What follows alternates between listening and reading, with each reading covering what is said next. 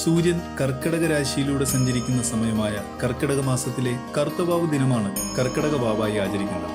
ഹൈന്ദവ വിശ്വാസപ്രകാരം ഈ ദിനം പിതൃക്കൾക്ക് വളരെ അനുകൂലമാണ്.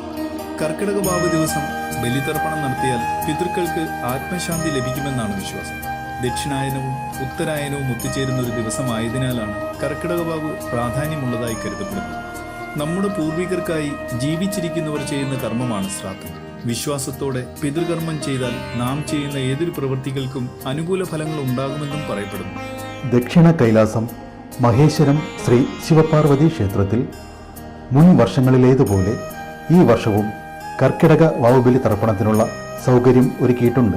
സ്വാമി മഹേശ്വരാനന്ദ സരസ്വതിയുടെ നേതൃത്വത്തിൽ മഹേശ്വരം ആറാട്ടുകടവായ കാഞ്ഞിരമൂട്ട് കടവിൽ നടക്കുന്ന ഈ ബലിതർപ്പണത്തിൽ എല്ലാ ഭക്തജനങ്ങളെയും വിശ്വാസികളെയും സ്വാഗതം ചെയ്യുന്നു.